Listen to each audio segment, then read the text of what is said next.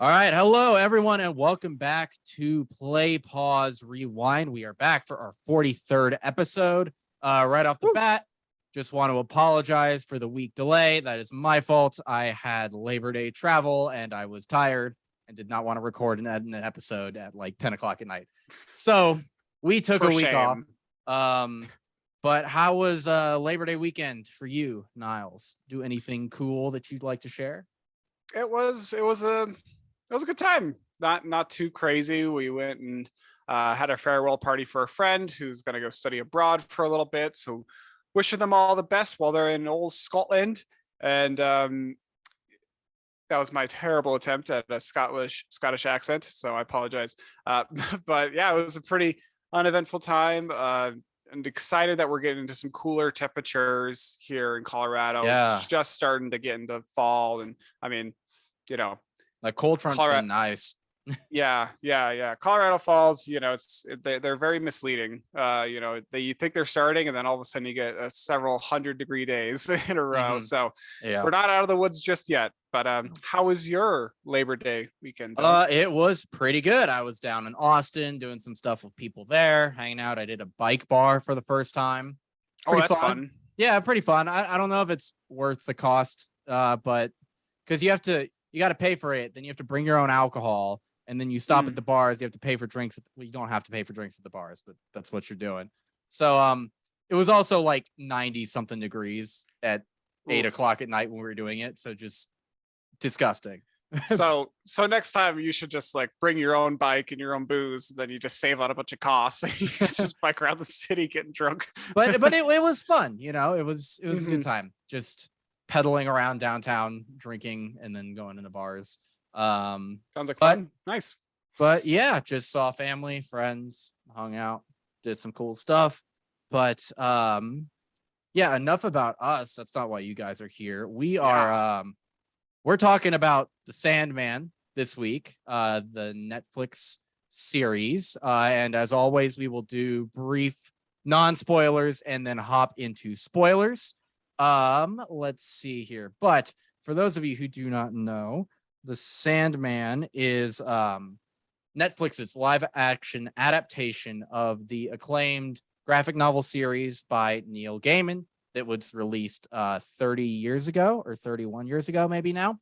And It follows Morpheus, or Dream, the Sandman who brings dreams in your sleep, on his various adventures throughout a very long period of time. And he comes across a wide cast of characters. And it sounds like a really vague way to describe it, but that is kind of the story. It's not really one singular serialized narrative. It's kind of a lot of different stories that bleed in between each other. I have read the comic. Niles, you have not, correct? Yeah, not yet. We'll have two different perspectives on this story going forward, but the series, created by Neil Gaiman, David S. Goyer, and Alan Heinberg, and it stars Tom Sturridge, Boyd Holbrook, Patton Oswalt, Vivian Achampong, Vanessa Samunyai, Mason Alexander Park, David Thewlis, Kirby Howell Baptiste, Mark Hamill, Jenna Coleman, Gwendolyn Christie, and like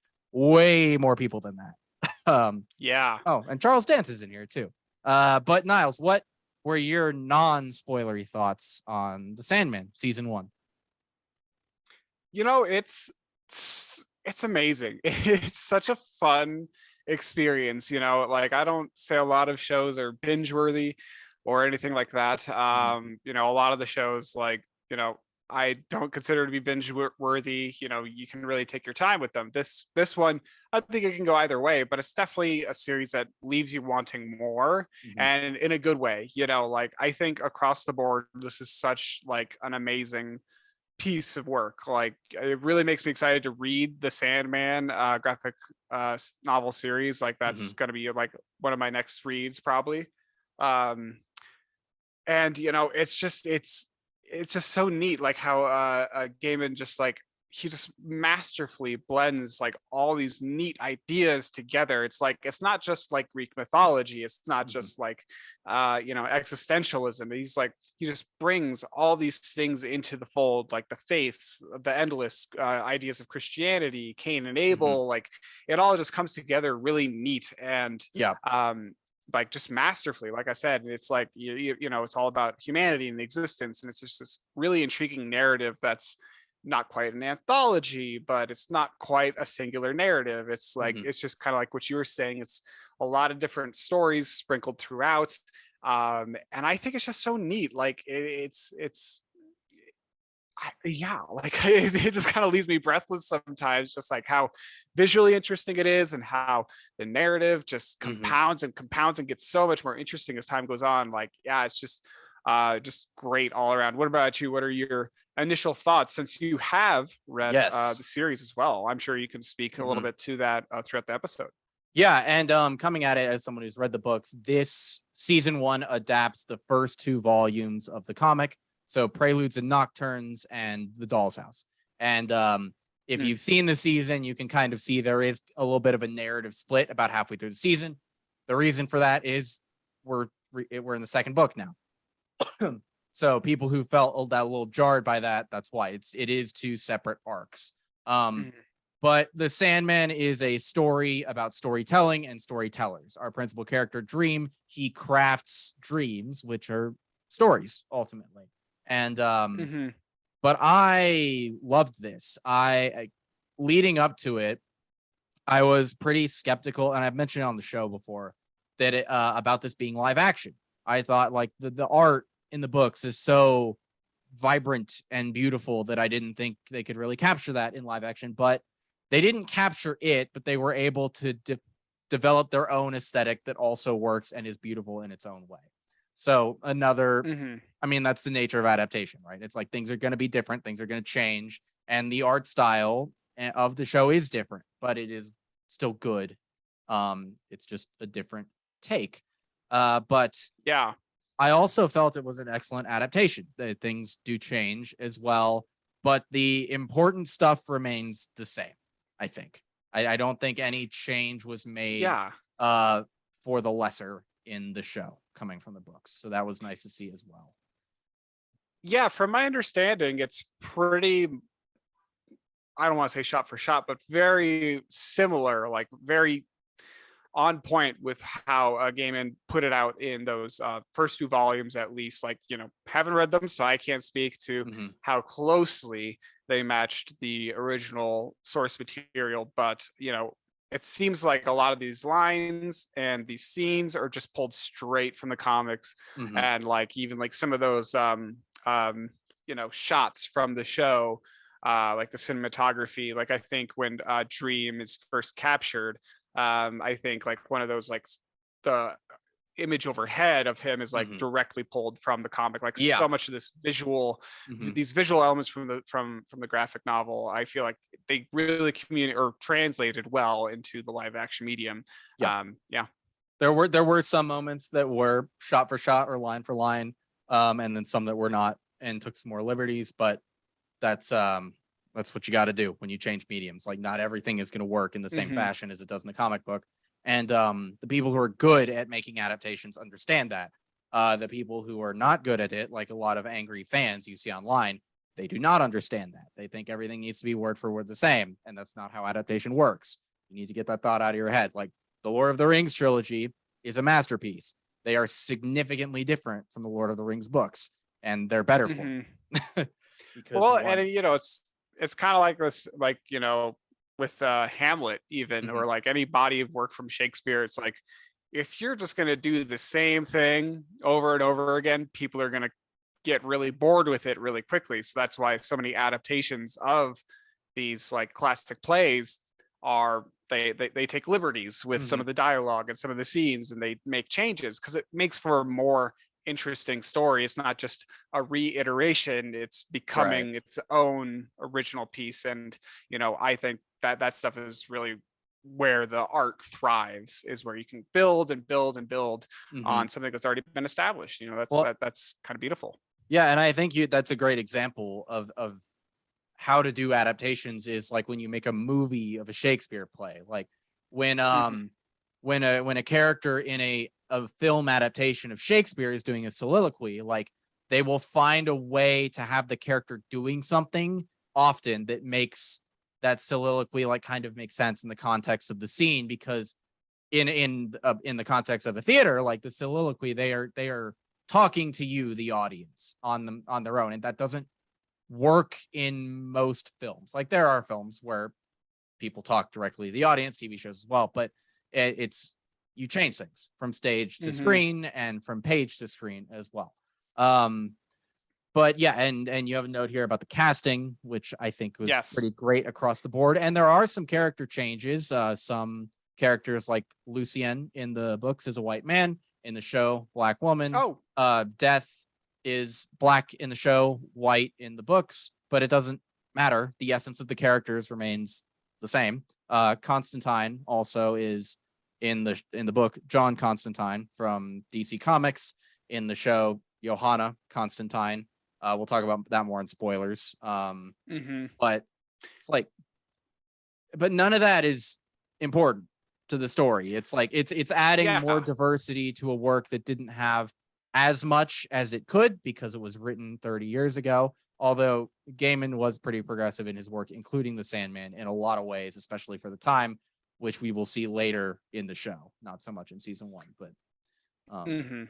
yeah. Yeah, no, I thought the casting across the board was like phenomenal. Like when I first like, I think the first episode, is always kind of like it's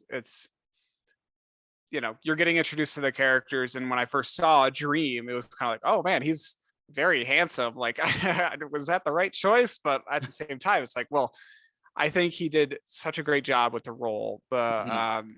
Tom Sturridge, he obviously understands the source material really well, Yeah. and his delivery of all these lines, and even Mhm. like his little smirks and his like gestures and the way he expresses his face, it felt like the most appropriate way to represent the character. Mhm. And I really thought he did a great job with it. And like, I think, not even just him, like all across the board, like Gwendolyn Christie is in the series, Patton Oswald, I think, even if he just did some voice work, like he still brought a great presence Mhm. to the role. And like, I think everyone across the board did really well. Even like Holbrook, he did a great job as well. It's like, I just can't in my mind after watching this series imagine other people in these roles. Like they, Yeah. I think, did a really well job. Like what the casting director did phenomenally in their in their job on this production. Great. Yeah, but it's just a super rich well, it's a full universe, it feels like. And in the comic books, it is technically DC, and it in the Hmm. beginning has a couple connections to DC comics, including John that I mentioned earlier. Um, in the show, it does not have any of that. I'm guessing part of that is due to rights negotiations, or maybe just they didn't feel like they needed it because all of that DC oriented stuff is kind of dropped pretty early on in the comic book, and it becomes its own thing very quickly. So maybe they just felt it was cleaner to not have a panel that showed Martian Manhunter, because then people would be like, when's Martian Manhunter coming back? Never. So, Yeah, right. Well, I do appreciate the separation here in this series, because I think, again, haven't read the series, so I'm not an expert in it by any means, but I think this story is so unique and mhm, original in its own right, and it's such like I was saying, just like a nice blending and emerging of all these different mythologies and ideas. It's rich, it's diverse, it's complex, and yeah. it's intricate. And I don't think it would really benefit from being also in the same world as Martian Manhunter, or Right. these other like superheroes. It's like, it's just that's gratuitous. Especially And because it doesn't uh play into the plot at all. Like yeah. they show he goes and talks to them in like the first or second issue of the story, and then they are gone. So like having them there serves Mhm. no purpose to this show's story. So it was a good one. Yeah, yeah. I think it's original enough that it can just stand in a world on its own and be its own universe. And at the end of the day, I feel like the series, it really speaks a lot to the essence of human nature. But like you were saying, I think storytelling is like such a big theme here, Mhm. because the dream is literally making stories for people, and Yeah.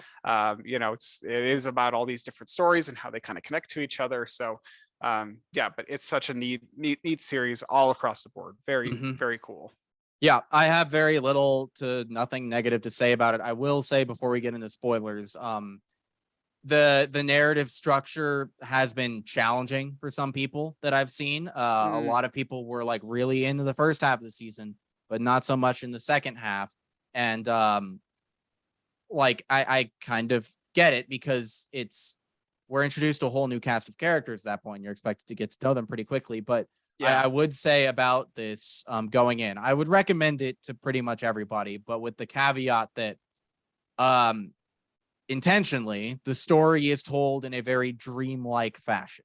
We flow from one story to another, and that's how it goes for the whole thing, all the way through. That is how this story is told.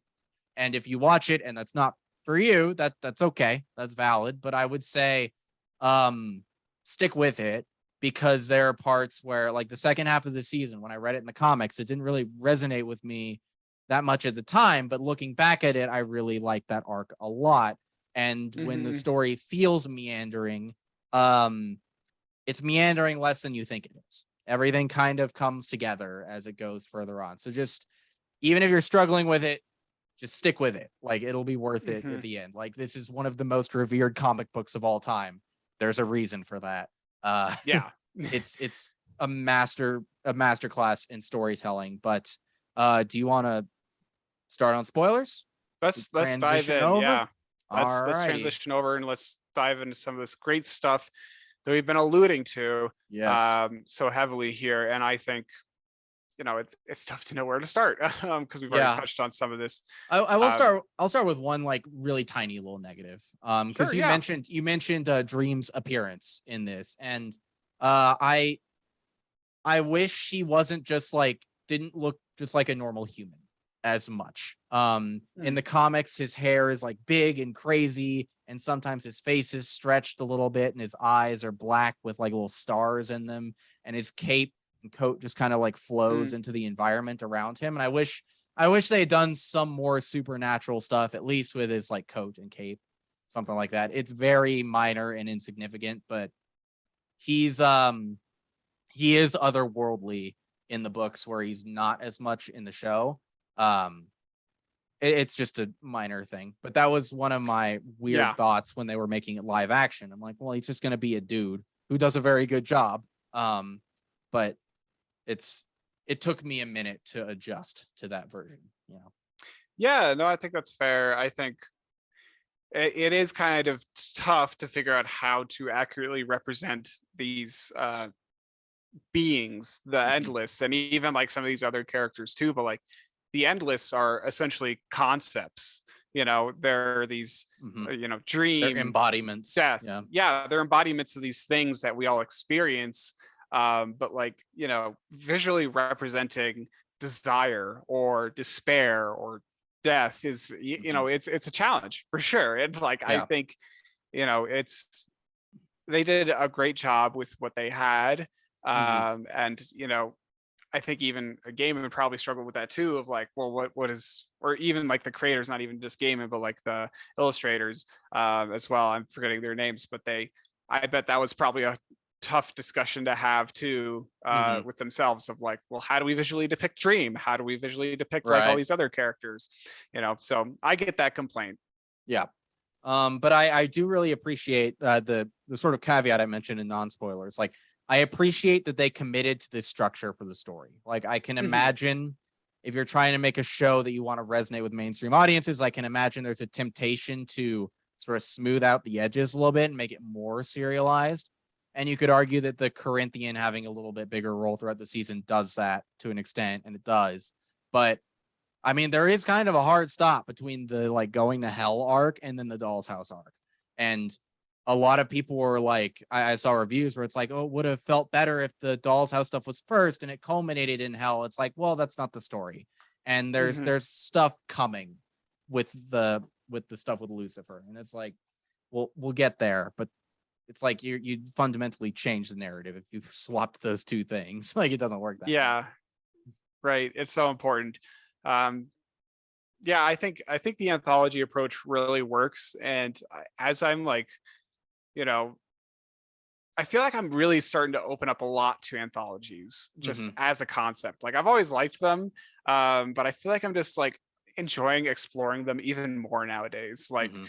these micro stories set within a larger universe is like just so interesting. It gives you like a more diversity of stories, more diversity of emotions, and you can tell more complex things that like Mhm. maybe one's a little bit more dark, like the 24-hour diner is very dark. Yeah. And then you can tell a cool story about some cats dreaming about switching roles with humans. Like, isn't Mhm. that fucking cool? Like I think that's like that's just so neat that you know you can see different angles in this universe Yeah. through the anthology narrative. Yeah, and it's less anthology than it probably feels at this point. Like, Yeah. a lot of these pick back up later on, but it does seem like we get throughout the story, we do get like little windows into different people's lives, and Dream is not always the center of the stories, which is interesting. He's always involved, but sometimes he's a more of an antagonist, as in the Doll's House arc. Sometimes he's just an observer or an advisor, like in the Dream of Thousand Cats. I would say he's like a figure, a mythological figure almost in that story. So it just, the willingness to let Dream just kind of exist within this world and be protagonist when it suits the story and not when it suits, a really good carryover from the books as well. Um but yeah, so there are moments you Yeah. say where you wanted some more. What were some of the points where you're like, I wish we'd gotten more from this character? Oh yeah. That is tough to say because I do appreciate how it was all very succinct. Hmm. Um, I think with just like some stories, and like you said, they're probably going to explore some of these a little bit further too, but like some of them, maybe even just take it a little bit like maybe one step further, Hmm. or just something like that. Like I think like the Robert Galding story, to Hmm. me, that plot is intensely interesting to me. Like, you know, to summarize, it's this guy that they meet, or that Dream and Death meet in what was it, like the 1300s or So something like yeah, that, in the Middle Ages at in some the point, Middle they forget Ages, and exactly they basically give him they basically say, okay, we're going to give you immortality for 1,000 years, and when. it's kind of this bet that they have between each other to see like, okay, how long is he going to last before he starts begging for death. You know, kind of like a question of human existence, and you know, when is it too much, when you've Yeah. lost so much and all this stuff. And I think that one, it was one of the most interesting ones to me, and I really enjoyed that subplot a lot. Mhm. um, but you know, I think there might have been some opportunity for them to even take it one step further, or like spend a little bit more time honing in on Mhm. that, if that makes sense. um, like I just had some thoughts about that subplot in particular. So you know, the timing is kind of uh, difficult with it too, because it's from the Middle Ages, and I think it was 1300 and all that stuff. Mhm. I think what could have made it like a little bit more interesting to me. There's a couple things that they could have done. Maybe it's like one, maybe over time castings becomes, or not casting, like got his name The so mixed typo. up in my head. Gadling. Gal- Gadling. Gadling, Mhm.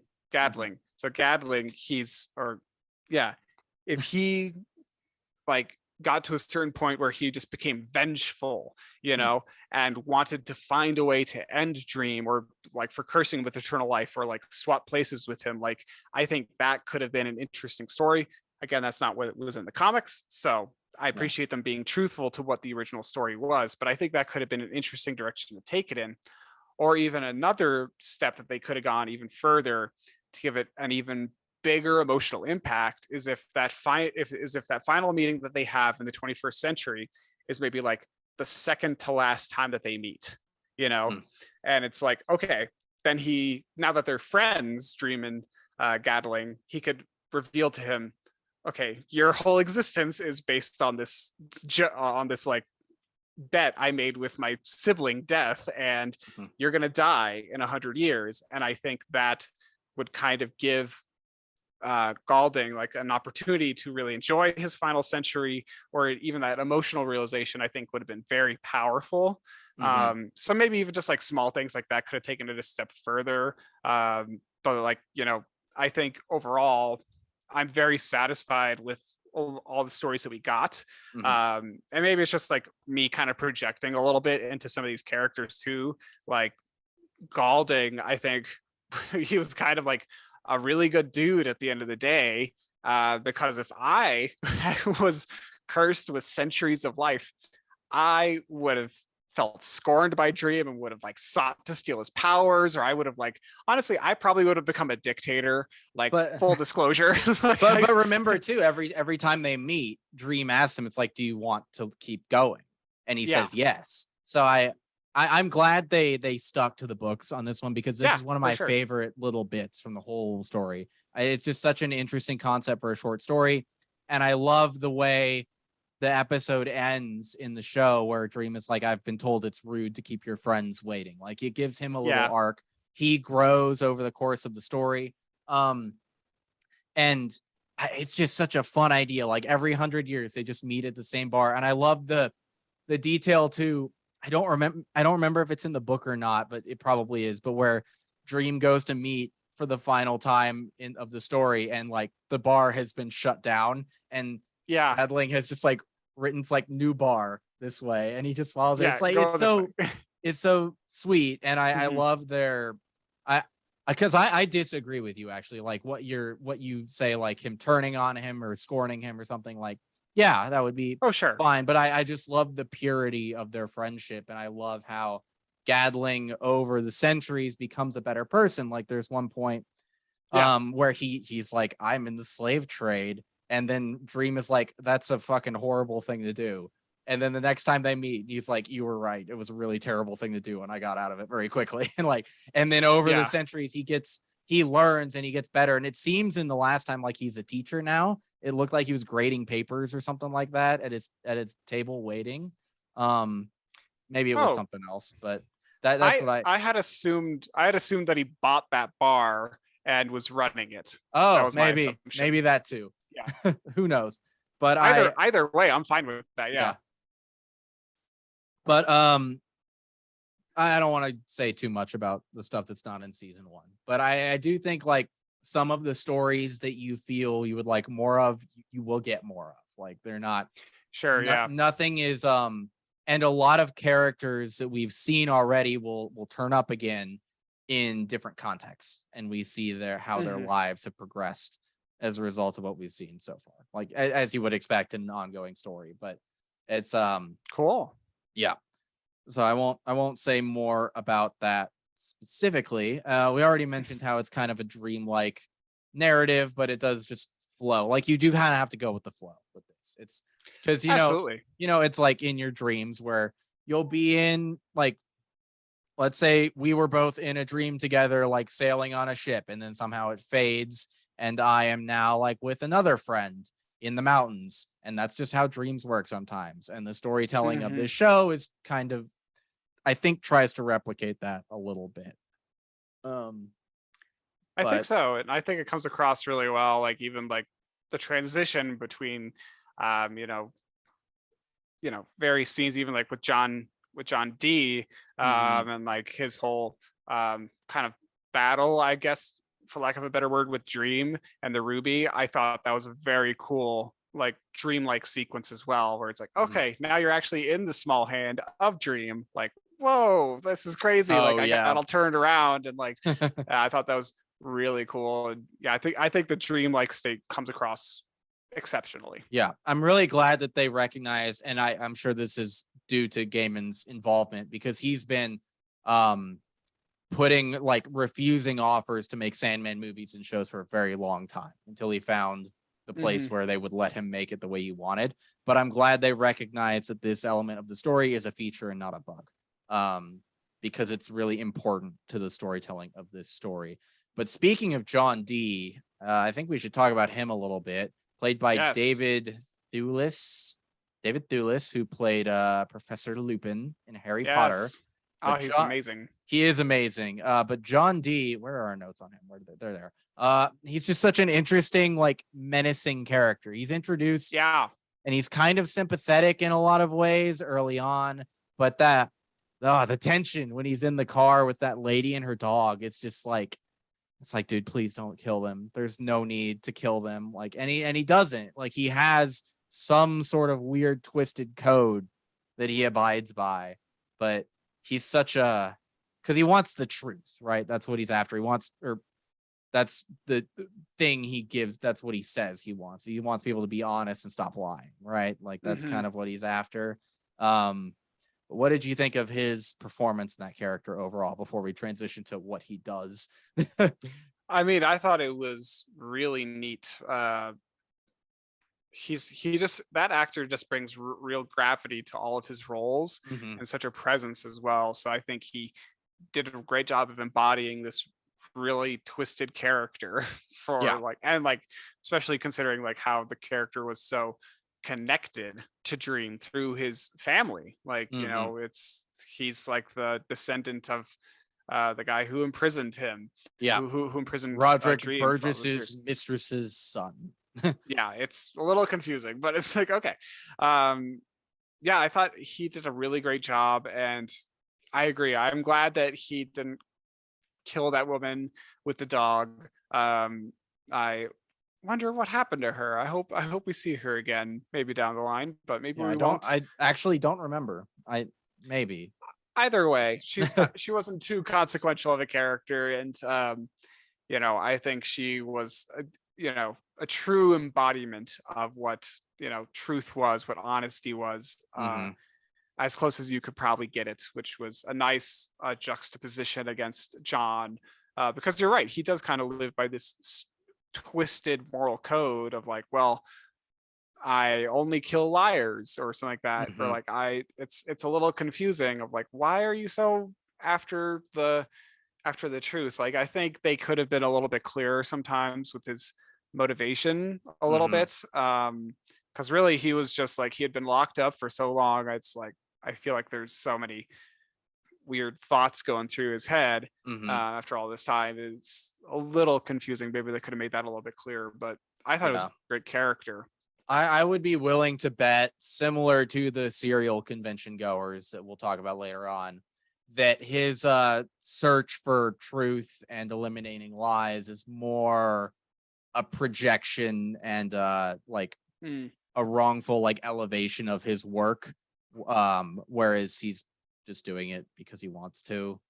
But maybe I'm Yeah. misreading that. But where his storyline comes to a head is probably the darkest episode of the series by a long shot, called 24/7, the diner episode. And I remember just reading this in the comic and being like, because it starts off more innocuous in the comic book than it Yeah. does here. I think when he shows up, it's like, oh, this isn't gonna be great, probably. And it's not. But it really very efficiently like introduces you to all of the players who are in this diner, right? Like there's Yeah. the young girl who's having a fight with her girlfriend. There's the waitress who like knows people or thinks she knows people and like likes to set people up. There's the couple with the CEO woman and her husband, the guy interviewing for a job at their company, and the cook in the back. Am I missing anybody? Maybe there's one I more. think you got all of them. But yeah, using the ruby, John D just like ruins these people. They Yeah. start lashing out, they start having sex with each other, they start mutilating their bodies, and they all die. And it's so sad. It's crazy. It's such a bizarre like episode, and it feels like a play. Mhm. It like you were saying, it introduces a cast of characters really quickly, but then you grow to know them over the course of the entire episode, Mhm. and it starts to feel like I've known these people forever. Like, Yeah. you get to understand like what they want out of life, and kind of Mhm. like what their hidden desires are too, and like kind of it's an apt place to have this discussion about honesty in the world, to have this um, intense review of what, we consider to be truth in our Hmm. daily lives and what is actually not truth. Yeah. Well, and it's interesting too because like the type of lying that John D is obsessing over in this diner, it's like it's fine. Everybody does that. It's like we all have different faces that we put on for different people to a degree. It's just part of being a polite member of society. Like it's not real dishonesty necessarily, but it's Yeah. and the episode is just so good. It makes you care about all of these people just in time for it to kill them in front of you Hmm. and make you hurt because Dream is out of commission and he can't stop this. Um it's just such a interest like it's just such an intriguing episode. Like so many short Yeah. stories in within this broader story are so just wild. Well, yeah, and I think, to carry on with that point with the lies, John does not he doesn't discriminate between lies. I think he views all form of perjury to be Hmm. equal. Whether that's a little white lie about how you're feeling today, or you're completely lying about why you're together with someone for 25 years. It's like Yeah. he views it all as being on the same level, when in fact, some of those smaller untruths Hmm. are what's keeping you going, what's keeping you motivated, and what's keeping you from, like, going crazy and killing everybody in the Yeah. diner. Like, it's Yeah. um And the build is slow and it starts out subtle. It's like when he gets the wrong order sent to his table. It's like that yeah. doesn't seem like that big of a deal, but you can tell like there's tension between these two characters because he was supposed to order the salad and he got the burger and he's fine with it. And it's like, and then you start to realize like, oh, this is the Ruby manipulating everybody. It's not like because it starts off where it could just be like the people are being kind of like snippy to each other, and then it just builds and builds and builds and builds to the point where the cook is like chopping his own hand with the butcher knife. Ugh. The mutilation was not my favorite, but Yeah. it's it does kind of bring up this interesting idea of, truthfulness. And Hmm. when people lose the ability to lie, or can no longer lie, and are compelled to be truthful at all times, they tend to reveal all these hidden secrets, these buried Hmm. lies. And you know I think there is something to say there about when there's too much truth on the table. Like, you want the truth, you can't handle all the truth, like, Yeah. seriously. Like, and I think we all kind of like feel that within the 24-hour news cycle. Like, Hmm. I can only listen to the news for like 15 minutes a day. I can't consume every horrible news story about how climate change is fucking up the world. Like, Yeah. I know it is, and I'm trying to do something about it, but I can't focus Hmm. on it right now. There's other things I need to focus on. And like, I think it kind of speaks to this idea that like repression and suppression really kind of keep order in the world. When we keep our untruths under a wrap, it's Uh-huh. easier to go about our daily lives. And even Right. when there's difficult truths out there, it's tough to acknowledge them and work through them, like climate change, or even like, uh, fascism, or anything else like in the Hmm. world. It's tough to like kind of look in the mirror and say, okay, that needs to change. Right. Well, and there's like a time and a place to tell certain truths too. And sometimes Yes. like, do I need to tell this person about this event that like involves them or doesn't? It's like, would it bring any good to tell them? No, then I probably don't need to tell them. Like, or Yeah. sometimes lies can protect people as well. Sometimes people have to hold things in about themselves for safety. Like, I don't know, if you live in a conservative state and you're gay or trans, you might have to Hmm. keep that to yourself for your own fucking safety because people in those areas do not value the lives of people like that. So like I think it speaks to John Dee's warped sense of justice almost where, like you said, all lives are equal in his mind. He doesn't consider the consequences of his own actions because he doesn't care. And I Hmm. don't know. It's been little bit since I watched the season, so I could be a little rusty on his motivations. But I, I think I think like a lot of the bad people in this season, like it's about them more than it is about the morals or whatever that they're claiming to uphold. It's about Yeah. their desire. Hmm. Yeah, but About their own little twisted moral story of lies that they tell themselves. mhm, yeah. Um, so I mentioned it earlier, but I want to ask you: did you find when we go from the first arc of Dream getting all of his shit back and going to hell, and then we jump Hmm. to the Doll's House arc with Rose Walker and all that? A lot of people I saw found that kind of jarring or didn't enjoy the second story as much as the first one. Did you find shifting from one to the other jarring, or were you able to kind of roll with it? Oh, I rolled with it. Like I think they are clearly setting a lot of things up Mhm. in this first season. It's not just like let's just tell a bunch of stories. It's like Lucifer, I know we're going to come back to Lucifer, and however she decides to expand hell or whatever she wants to do with it, like, it's going to be cool to come back to her. Like I think they laid a lot of groundwork here Mhm. with establishing some stuff about like Cain and Abel and the gargoyle and Yeah. you know Lucifer in hell and like some other stuff of like um you know down the road. So I think I didn't find it very jarring, but I can understand why some people might, because I think after the first two episodes, or even after like the whole John D story arc, I was kind of like taken aback for a second. I was like, well, I thought this was going to span the entire 10 episodes, Yeah. like to get his shit back. Like, that's what I Uh-huh. initially thought. Like, wow, is it really going to take him 10 episodes to get back these three items? So I think that was a bit of a surprise to me, but I just kind of rolled with it and I Yeah. loved it.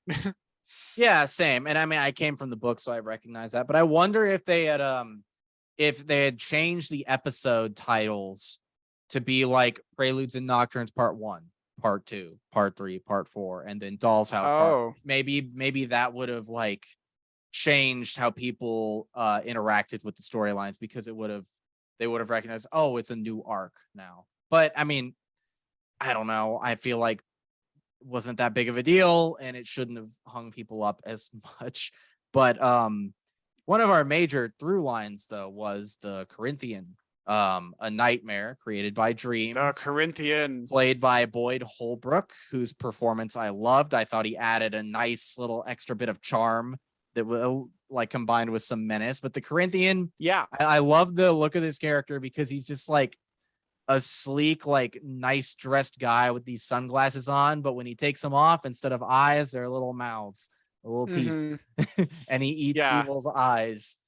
And it's So weird, creepy. yeah, it's so creepy, but I like, but you also sympathize with him as well because he has this newfound freedom that he wants to keep ever since Dream has been imprisoned. And so it's like you kind of feel for him, but he's a serial killer and he's a nightmare. So you also want him caught. So what were your Yeah. thoughts on the Corinthian? I think he's honestly my second favorite character after Mhm. Dream. Like Dream is definitely my favorite character of the series. Yeah. But I think the Corinthian's up there too, because he just it's so interesting. And the yeah, even just his character design with the mouths for eyes Uh-huh. are just it's fascinating. And he was so interesting too, because it feels like he loves to kill, obviously, and that's his main joy. But he was also like exploring all these pleasures of humanity at the same time. Like he was, Uh-huh. you know, engaging in these sexual relations like all over the place, like just Yeah. having fun with these dudes all across like the world. And go for it, Corinthian, get some. Like if that's what you Yeah. want to do, go after it. And like, Mhm. he's just eating ice cream, he's just having a good time. And like it was just kind of neat to like just imagine what a nightmare would want to do in real life. Like Yeah. would it want to just eat ice cream, or would it want to just kill people? And turns out it's a merger between the two. Right. Well, and he's not completely dishonest with the people he's around either. Like Hmm. like with Rose and Jed, I think is her brother's name, Walker. Like he's not lying when he says Dream is gonna try to kill Rose because he is, because she's a dream Yeah. vortex. Like that it like if Unity Kincaid hadn't stepped in at the end, like, yeah, Dream was gonna kill Rose 100%. There was no stopping that. Like, Oh yes. so he's more interesting than just like your typical like monster of the week bad guy, which he would be in most other stories, I think. Yeah, because I think I was reading some reviews before this. Because I feel like he's definitely the big bad if there is one in this season. Obviously, I think as we go further into the series, we kind of learn, oh, it's more Desire and Despair who are pulling some strings in the back end. But Corinthian is kind of the antagonist, I would say, for a good portion of this series. Is he the big bad in like the comic books or something like that? Was he adapted? His role is beefed up a little bit in the season than it is in the books, but my read on the comics was that there isn't really one like big bad throughout. Like Lucifer's around, Desire, Corinthian. They're all antagonists throughout, coming in and out, but also Dream's own behavior and hubris is kind of an antagonist. Like he's kind of his own worst enemy in a lot of ways, and like mistakes he's made in the past, which we'll find out more about later. Like stuff, it's just like he's such an arrogant prick sometimes that he makes enemies where he doesn't need to, and that comes back to bite him in ways later on. So it's like, because it's not really about like, it's not building up to like a big confrontation with a bad guy. Like it's not that type of story. So it's a little absolutely. More muddied, which I find interesting. It's different. Yeah.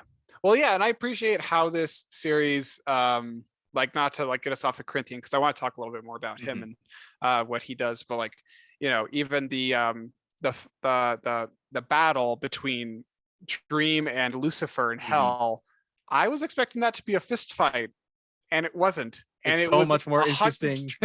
It was 100 times better.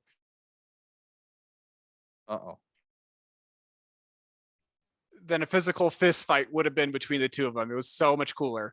Yeah. You still there? Yeah, I'm still there. You cut out for a second. Did I cut out on your end? Yeah. You kind of froze up. I think my internet might be a little unstable, but we'll keep going with it. Fingers crossed. But yeah, I'm sure it'll be fine. Yeah. But yeah, I think that battle, the mind battle between the two of them, was fought 100 times more interesting than any like other battle could have been. So I appreciate that the series didn't like lean too hard into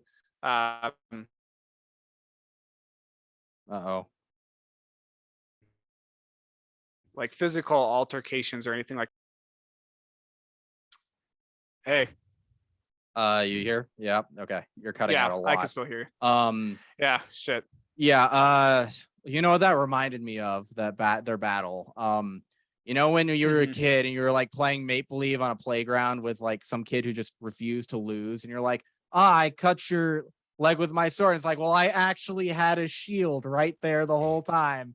It reminded me of that a little bit. It's just like they just keep one-upping each other with whatever bullshit they're doing, and but it's such a cool and dramatic scene. It's like, ooh, this is new and different.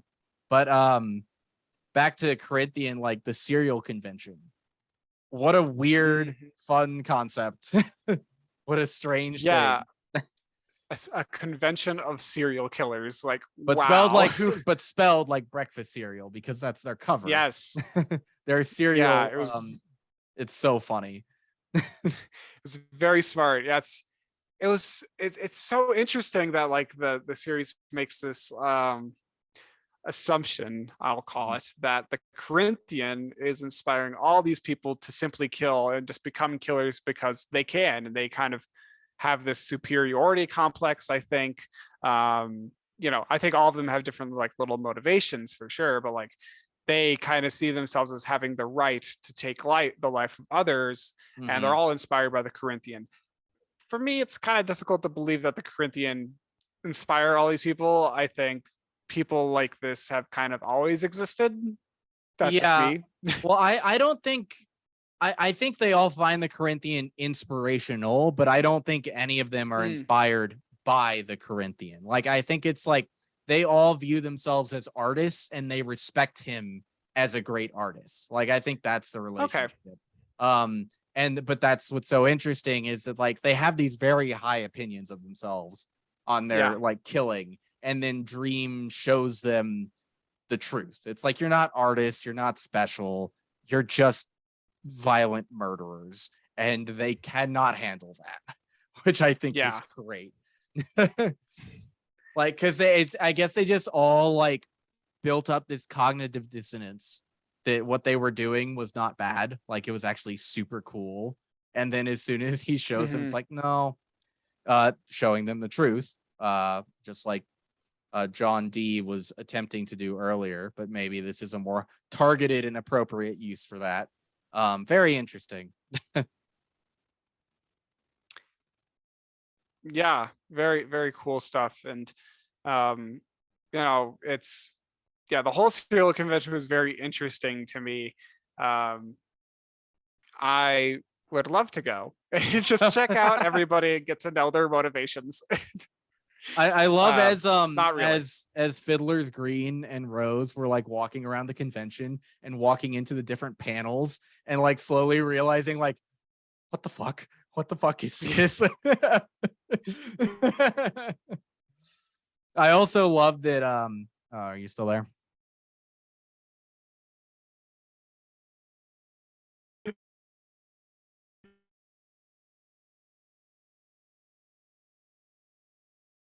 We're having some internet difficulties, folks. I don't know if I'll be able to edit around all of these because there's so many of them. So sorry about that. You back? Yep, I'm here.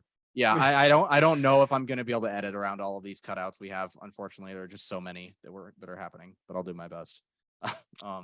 All right. Yeah, appreciate that. Yeah. Well, why don't we move on to a different character discussion? Maybe Johanna Constantine. Yes. Played by Jenna Coleman, who is a Doctor Who alum, I found out. But yeah, I don't know exactly what the reason for them swapping out John for Johanna was. But I really like this take, and I think she does a great job, and she's really delightful to watch. Maybe it was just because they didn't have the rights to John Constantine. Maybe it was more that Gaiman just wanted to use his own original character, or they wanted to allow Coleman more time on screen instead of just the like little bit she plays Johanna in the past in the episode with Gadling. So I don't know. It's a change, but I don't mind it. I actually liked it, and I would like to see more of this character, probably in a spin-off, because if they stick to the books, she won't be around anymore. But what did you think of Constantine? I thought she was really cool, and like it was neat to like her story in the show was really cool too, of like how she was there to, you know, help out with the exorcism first, which was kind of a neat little story. I liked that a lot, because I was expecting it to be the princess, but it was actually the soccer player who was the what demon. was the line? She was like right about the demon, wrong about the host, or something like that. Yeah, I think so. Yeah, I mean, I think she definitely had the right attitude for Constantine too.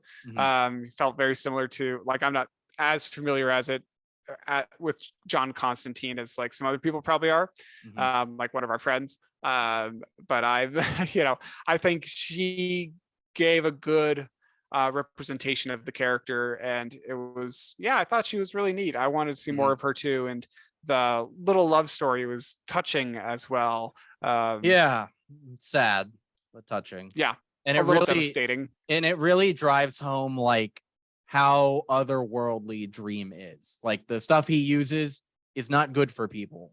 They're not meant to be used by them, and this lady dies because she was just like, she got hooked on it basically. But and Johanna seems to me a little bit more put together than John. Like John seems like John drinks a lot and smokes a lot and looks like shit a lot of the time, and Johanna is more buttoned up and takes better care of herself, I think.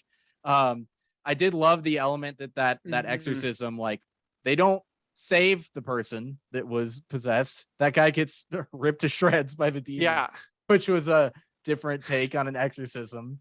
Poor priest lady's gonna have to deal with that. But they Oh, added well. in. I don't remember the backstory with Astra, the little girl, being in the books for Sandman. It is part of Constantine lore and stories. Like, that's his backstory, and that's why he's doing what he's doing. He's trying to get Astra out of hell so that he does not have to go. I think is basically the underlying motivation for a lot of his stuff. Mhm. But yeah, I really liked her a lot, and I Yeah. hope we get to see more of her in some media at some point in the future. But Yeah, for um, sure. Yeah, it's very interesting. yeah, Yeah, and we don't have to speak too much about Matthew the Raven, but I think he was a great addition to the cast as well. Mhm. Like, I love Oswald and just about anything he does. Yeah. I think he's hilarious, and he's got a great voice too. Mhm. So I think he was the right casting choice for that Raven. Yeah, it's very interesting, especially like after his bird died in the first episode. I Yeah. was a little torn up about that. So I was like, yay, we got a crow. I love Yeah. crows. Yeah, I love Patton Oswalt was a great casting choice. I love Matthew the Raven. He's kind of like the soul and moral compass of Dream throughout the story. And I Yeah. think Oswald really got his like playfulness and optimism right. And also he curses a lot, Mhm. and it's funny. Yeah.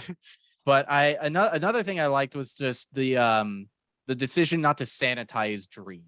Like, they don't make him Yeah. more nice guy protagonist than he is. Like, and I can see how they would be tempted to do that if you're trying to loop in that more mainstream audience, right? But they keep his personality intact from the books. It's like he is a dick a lot of the time, and sometimes he's really petty for no reason. Like when he's in hell and he walks past that woman in the cell, like he's the Mhm. reason she's there. he sent her there, and you will find out why. But Mhm. it's not justifiable that he did that to her. So it's Yeah.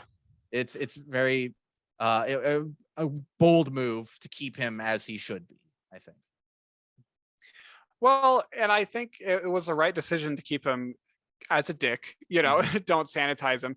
But I think, it also speaks to just like how those concepts, like not just dream, but like death and desire, they are not always in your favor. They're Mhm. uncontrollable. There are these concepts that, like, as humans, we just have always wanted to control or manipulate, and we just can't. Yeah. Like the same thing with death. Like, death will always come for us. Like, it's just the final point along the line of our journey, Mhm. and like it or not, we're going to get there at some point. And it's kind of the same way with dreams. Like, some days you might have a really nice dream, some days you might have a nightmare, and some days you might not remember your dreams at all. You might not, Right. you might just wake up and be like, well, I just slept. That's it. Yeah. And I love like building off that. I love the way Gaiman writes the endless in this story, because they present as humans, but they're not. They're something else. They're like embodiments of concepts, and they don't adjust really how they behave to fit the whims of people. Like they spare Gadling his death just like for fun, but Death takes a Mhm. baby out of its crib. It's like, yep, that's all you get. Sorry. And she's kind about it, but also unyielding. Like, she will take people when it's time, and they are not always happy about that and try to fight back a little bit. And she's like, no, it's over. Like, it happened already. Like, Yeah.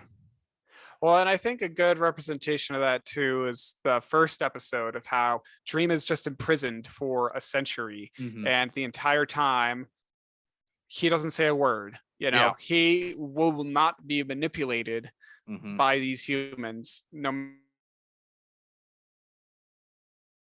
matter how long they hold him in prison. Like, he is the endless, and he will always do the endless stuff. Like, he's not going to just do what humans want him to do. And yeah.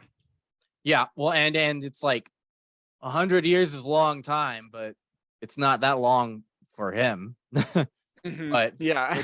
it does like wreak havoc on the entire world, the fact that he's in there, because you have the sleeping sickness, like people living their entire lives without waking up. No one dreams, I guess, for that entire Mhm. century.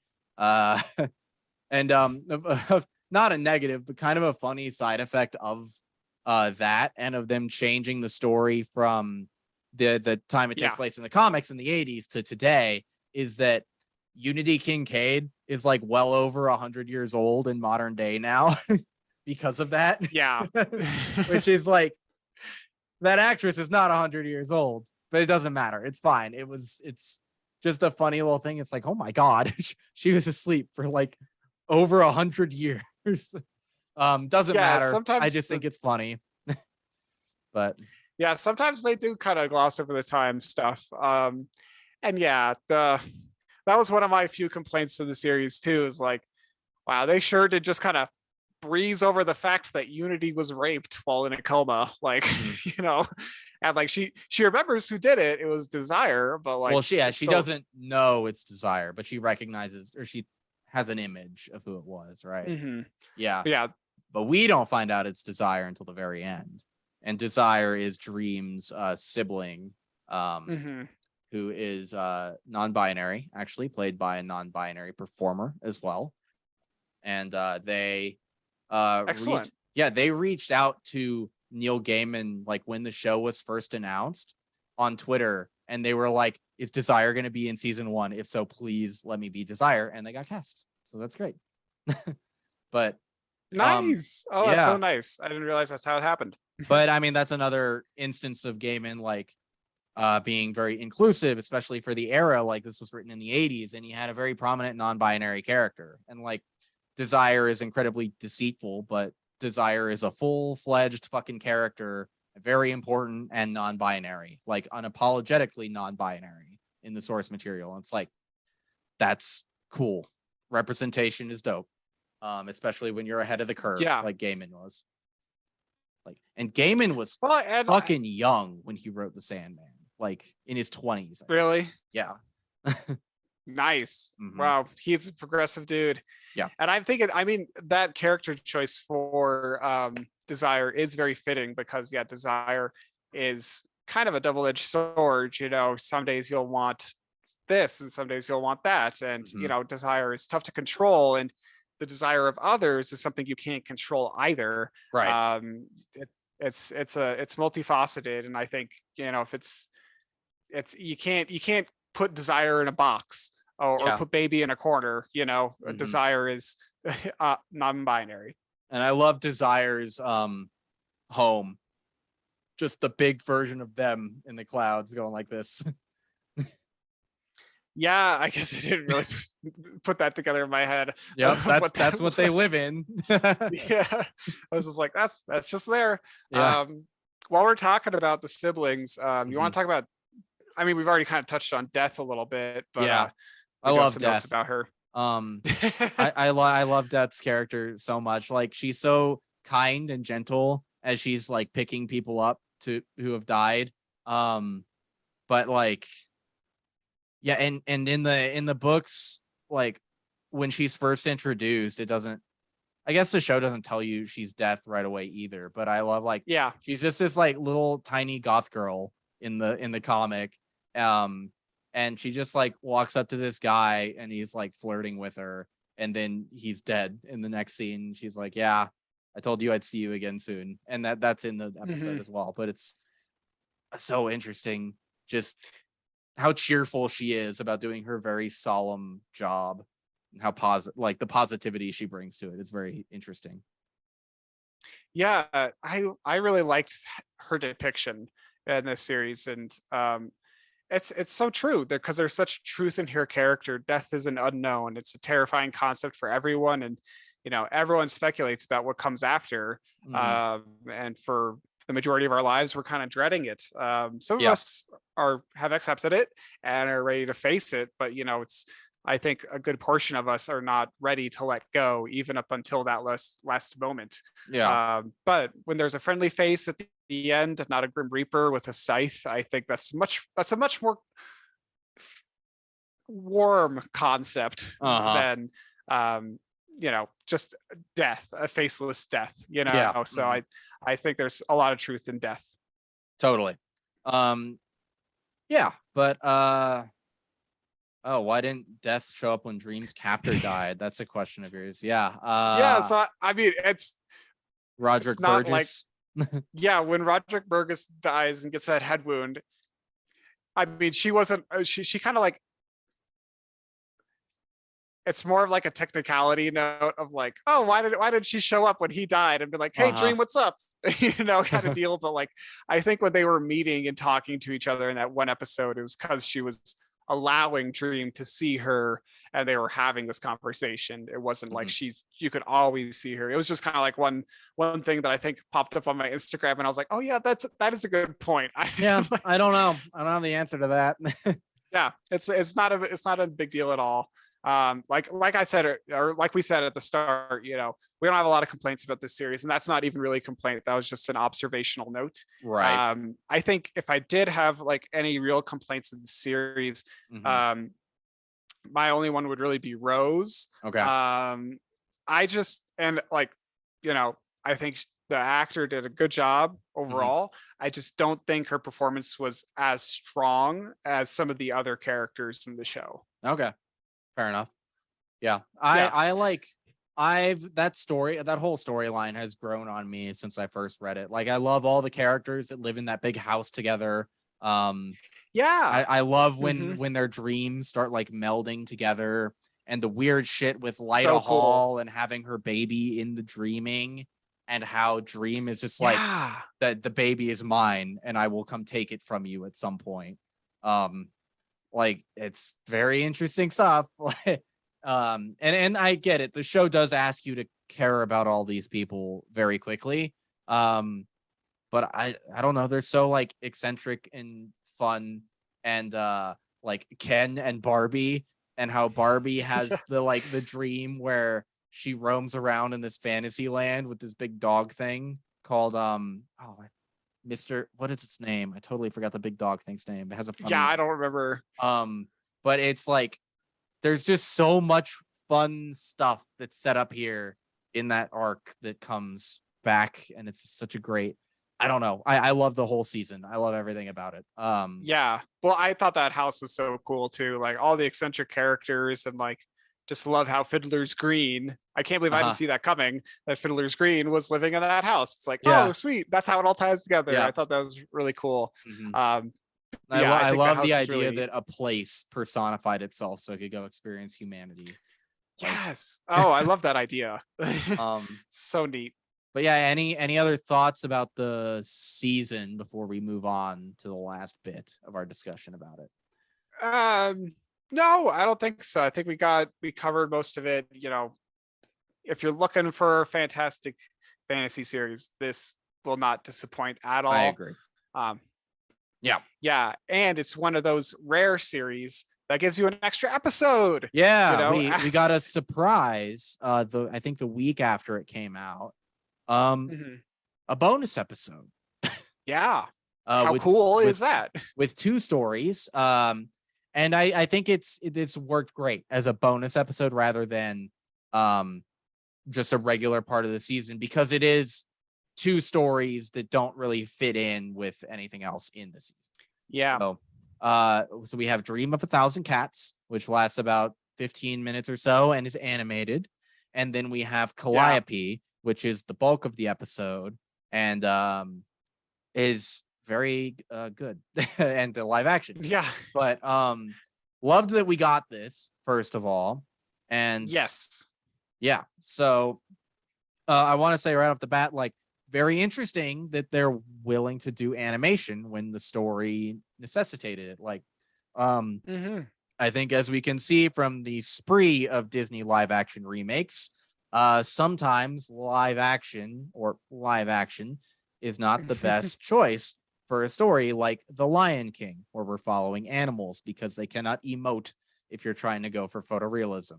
And Dream of a Hmm. Thousand Cats is about a little Yeah. kitten going to see this other cat talk about the history of cat kind and their relationship to humanity and it goes places.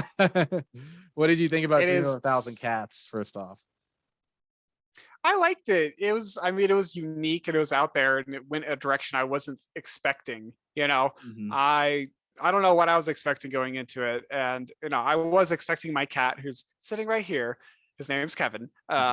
Kevin, I was really expecting him to react to the cats on screen. He Yeah. doesn't really watch the screen too much, so he didn't react very much, unfortunately. Like I saw some very cute videos of the cats recognizing the other cats on screen and be like, oh my God, what the Yeah. fuck? But like I think they nailed the mannerisms of the cats too. Like they Mhm. look like exactly how cats act. Yeah. And it was just so unique too. And the whole series up to that point had just focused on human dreams, Mhm. and it hadn't even explored the concept of animal dreams. And it's like, well, that is a whole other thing, because yeah, we do know that puppies dream and then cats dream and even spiders dream apparently What? too. um, or at least they go into the REM state of Oh, sleeping, okay. I Yeah. Yeah. think. Something like that. I don't know if they're dreaming, but like they get to a similar state, and it's like, if Interesting. all these animals can dream, like I do kind of want to explore that concept further. And Mhm. that's one of those things that I hope in season 2 we get maybe a little bit more of some more animal dreams. That would be very fun. Okay. um what did you think of A Dream of a Thousand Cats? Oh, I love it. And I love that it was animated. I think that was the right case. And I hope that this signals um that they're willing to integrate animation into Mhm. future elements of the show and maybe go crazier with it and like have episodes that are both live action and Yeah. animation, or like go speed racer with it and have real people in animated environments and like do really crazy fucking shit with it, because Yeah. that would like really, this is a show about dreams and the dream world. Go wild, like you can do anything. So Yeah. Why not? that really excited me, and I didn't expect that would happen. And Mhm. I love the concept of how like the cats believe that if they all dream hard enough, they'll go back to their original state where they were big and humans were small. And it's just so cute. Yeah. And the little kitten at the end is like dreaming his hardest to make it happen. It's very cute. Yeah. But I love that. I love that line where it was like, yeah, getting about 1,000 cats to do anything is a miracle, or yeah. like it's never gonna happen. Like Yeah. And I I love can how, barely get one cat to do anything. right, but I love how Dream presents his cat to the cats who dream and go Yeah. speak to him. And he does take multiple forms. We see in when he's in hell and he's talking to the woman there, like he becomes a black man briefly because that is how he appeared to her in her time period. So that's Mm. he does take multiple forms throughout the series. And you have an interesting thing here about the two Yeah. stories, like, so Yeah. I think, it just was a tiny bit jarring that we had 2 episodes kind of crammed into one, mhm, and it's not a big deal at all, like, because I think it still worked. It just, like, I think it would have worked a little bit better for me if it was like first the Calliope episode. I'm mispronouncing that. Calliope. But Calliope, thank you. Mhm. I was fucking that up. Calliope. I think that would have been worked. It would have been worked best as the 11th episode, and then they could have done just the 12th episode, and it just could have been that 15-minute cat short episode.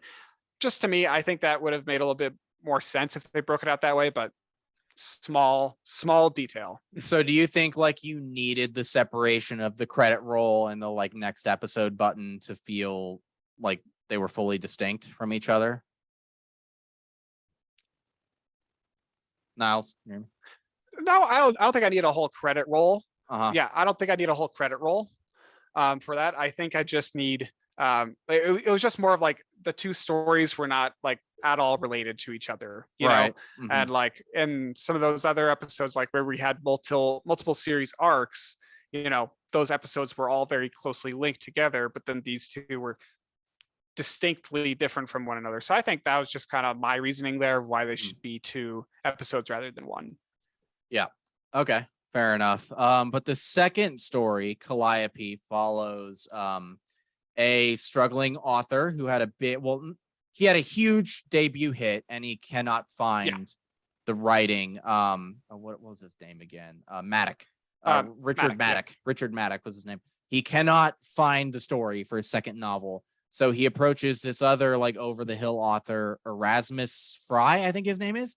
Yes. Who's like, I'm giving you one of the muses from ancient Greece. Yeah. And it's like he keeps her locked up in his basement and he gives her to Maddock. Calliope asks Maddock to free her, and she's even like, I will help you if you free me. And he starts off kind of like trying to be gentle and kinder while still holding a woman chained up in his like second bedroom. But when he doesn't get what he wants, he goes to violence and aggression and abuse. And it goes from there. It's a very interesting and dark story. What did you think of Calliope, this part of the bonus episode? I really liked it. And like I think the because it does kind of speak to the lengths that someone will go to for fame, which is something that we've talked about on the show before with some of our other episodes. Yeah. But when someone is just in just a dire strait of desperation, like he's on a deadline, he's about to lose like all of his money if he doesn't produce something, like he needs another big hit. And like when you're that desperate and you can't come up with anything, like you'll do anything. You'll do anything to maintain your success and to maintain your image and all that stuff. And he did feel well intentioned at the start, and I did want to believe that he would follow through on his promise to free her after he published the novel. However, people lose sense of empathy and sympathy when their backs are pressed against the wall. Yeah. But I read a great article after this episode came out about this story, and I don't remember it super well from the comics. It's been over maybe about a year now since I've read it, so it's been a little bit of mileage. But apparently, like they changed the story for the adaptation and improved it for modern times a little bit more. Apparently, like Calliope has a little bit more agency. And when Dream shows up and interferes, eventually, like he asks her permission and like, can I help you and stuff like that. Whereas apparently in the comic, he just does what he wants to do. But also another change, according to this article, is that Maddock in the book is pretty much like aggressive from the start and just wants to get what he wants out of Calliope. Whereas in the show, he starts off like almost more sympathetic and then gradually builds up to the violence. You're frozen again, so I'll give you a second to recover. Yeah. Sorry. Yeah. So he like starts off more, at least publicly. Oh, you froze. Oh, there we go. Publicly facing, like he's like a feminist, like seemingly good, nice guy, and it really shows that like people who are that way publicly may not actually be that way. He gave me a lot of Josh Whedon vibes. The outspoken male feminist who secretly is using his power over the women he works with to exploit them and put them in compromising situations. So yeah, it was a more modern take on someone who is like wolf in sheep's clothing, kind of. Very interesting characterization, I thought.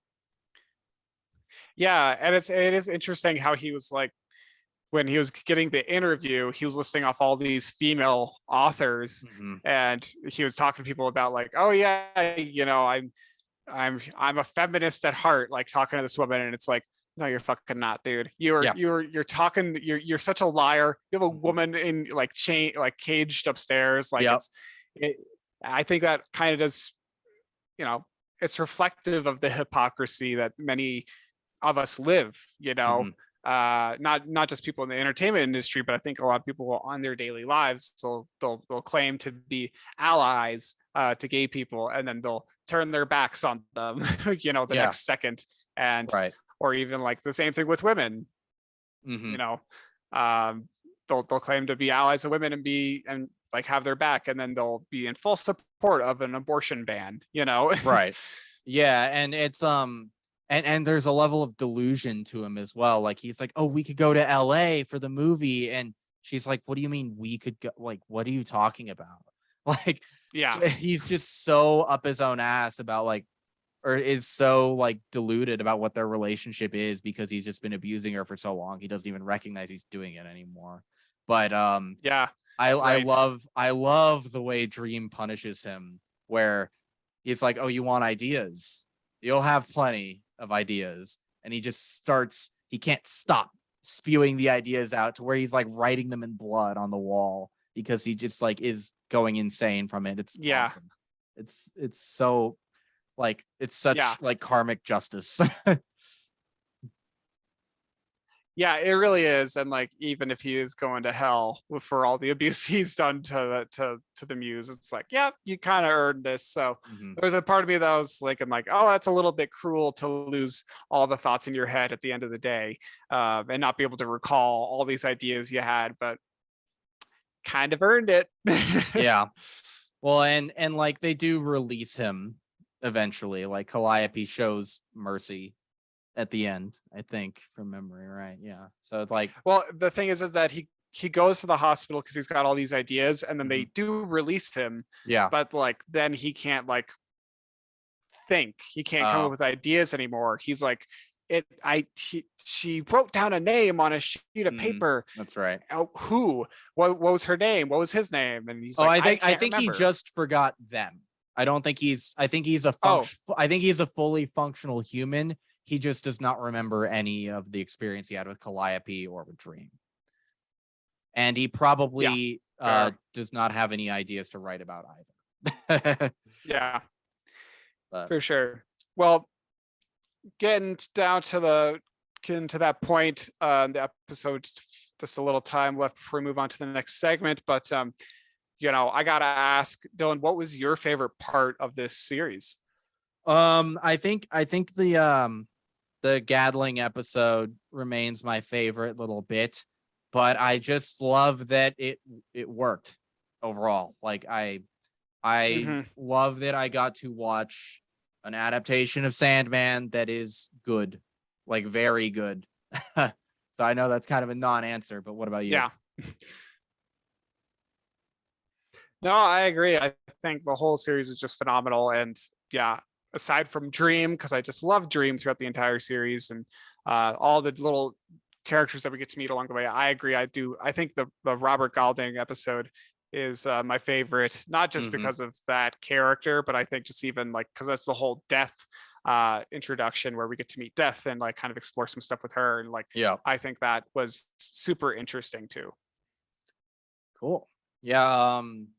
I won't answer this because I more or less know what happens next. But what would you like to see from a season two? Like, what are you most looking forward to next? Yeah, yeah, it's a tough one because yeah, I don't know what's happening next, but I think next what I would like to see is just exploring the siblings of Dream a little bit more, get to Mm-hmm. know Desire a little bit, Destiny, Despair. I think that would be where I want to see next in the series. Cool. Yeah, big recommendation for the Sandman. I think from both of us. Everybody go watch it. Before our internet fucks up again, let's do other stuff. Niles, what have you been watching, reading, playing in the last couple weeks? Yeah, I started Severance, which is a fun new show on Apple TV Mm-hmm. Plus, which is really cool. It's like a neat concept where you get this injection in your brain where it separates your work life and your personal life. So when you roll into work, you're in a completely different mindset and all this stuff. It's just really cool. Uh, Cool. I'm liking that a lot. I watched Clueless for the first time as well.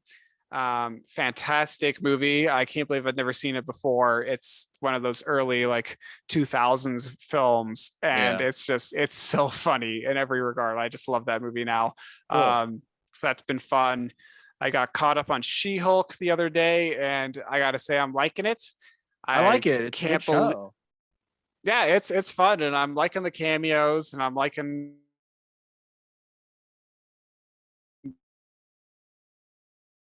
the directions going, and You're back. Okay, cool. Yeah, I love She-Hulk. It's really fun, and I can't believe that like anyone would be upset about like any part of the show. Like No. it's kind of weird that some Marvel fans are getting so toxic about it. Yeah, I mean, it's such an inoffensive show. Like, you're kind of a little bitch if it upsets you. Sorry. Seriously, Like, yeah. Um, yeah, no, I agree. It's yeah, there's no reason to get upset about the show. It's just fun. It's yeah. just a fun time. And I also just read the comic Kingdom Come. Oh yeah. It's a DC comic.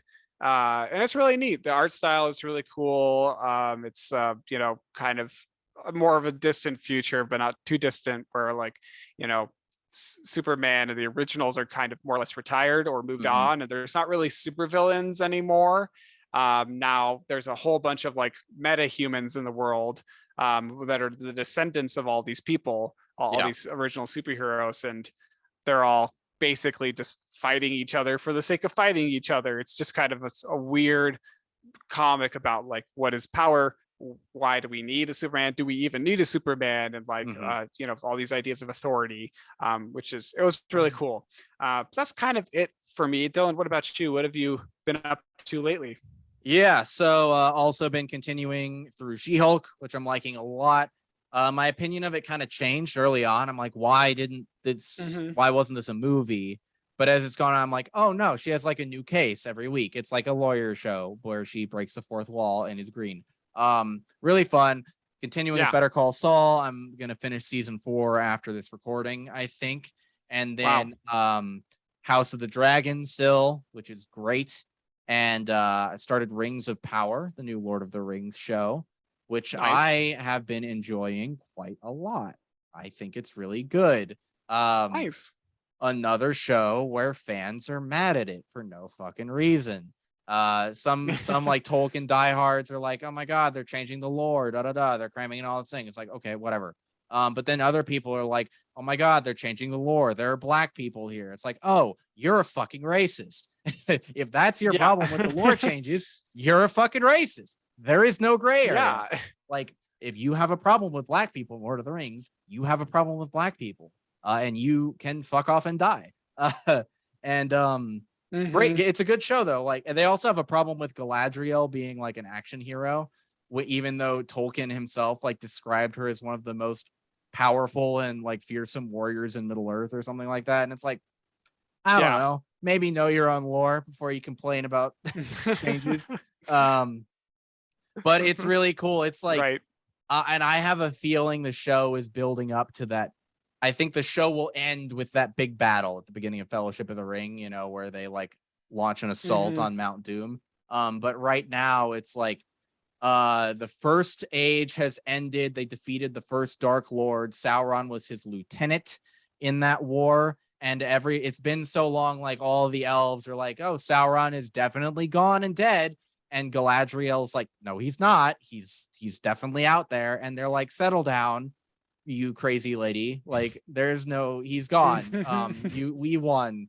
And but like orcs are starting to return, and we have like different POVs between Galadriel, Elrond, some human characters, Durin. Cool. We get to see Khazad-dûm in its like heyday, which was really cool. Cool. I'm It's into like, that. because I don't know if you how much you know about like Middle Earth outside of the movies and The Hobbit, but like it is a by the time the Lord of the Rings comes around, like it is a world in decline. Like the magic has started to leave. And Yeah. that's why the elves are leaving in Lord of the Rings. You know, they're sailing west. But in Yeah. when the show takes place, it's like, oh, this is the elves at like the height of their strength. Um, so everything is very magical and Hmm. pretty. And like Elrond is just sitting in a tree, like writing letters in fancy calligraphy. Like it's fun. It's good. Um, and Nice. That's fun. I'm into yeah, it. but that also gave me like a Middle Earth itch. So I reinstalled Middle Earth Shadow of Mordor on my Xbox, and I Oh started playing yeah. that again last night. Because the first time I played it, you remember the Nemesis system that the game pioneered? Do you know what that is at all? Yeah, I do It was recall where that. Yeah. the so for those who don't know, like um the developer made this really unique system where normal enemies in the world, like if they kill you, they move up the orc hierarchy, and it like generates a name and a personality for them, and like they remember you the next time you fight again. And the more times you die to them, the more powerful they get and the harder they are to defeat. So it's like you could have your own unique rivalry with this orc that no other player has because that was your nemesis, you know. The first time I played that game, I was like too good at the game and I wasn't dying. So I purposely got myself killed a bunch of times to generate some nemesis. It was a big fucking mistake because there was one mission at some point in the campaign where you have to like kill 100 orcs to lure out the boss for the mission. And your nemesis characters just kind of wander around the map. So in the middle of me fighting like this 100 orc army, and it kept happening, my two like max level nemesis that I'd created for myself kept showing up while I'm in the middle of this massive fight, and I just kept getting killed. And it started like snowballing to where there were all these really powerful orcs and I couldn't win anymore. Oh God. So that was years ago and I gave up, but I've returned. I started a new save file so I wouldn't have to deal with that bullshit anymore. And I started over again. But that is all that I have been doing in the last couple weeks. Right on. Thank you all so much for watching and listening. Yes. Sorry for the week off. And if I'm not able to clean up our internet problems through the episode, really sorry. Maybe it is time that we stop doing this over the internet finally. Yeah, do it in person. Yeah, we'll discuss that. But shit, I don't what's next? We'll figure out what to do for next episode. But until then, where can people find you online, Niles? People can follow me on Instagram at Niles Got No Styles. That's about it. What about you, Dylan? Where can people find you online? On Twitter at D-Day Movies, on Instagram at DylanD1026, on YouTube at D-Day Movies, and on Twitch at D-Day_movies. And I think that is it. If you like the show, please leave us a 5-star review, share it with your friends on YouTube, like, comment, and subscribe. And we will see you guys in 2 weeks for an episode on something. Everybody, TBD. have a good one. Bye. See ya.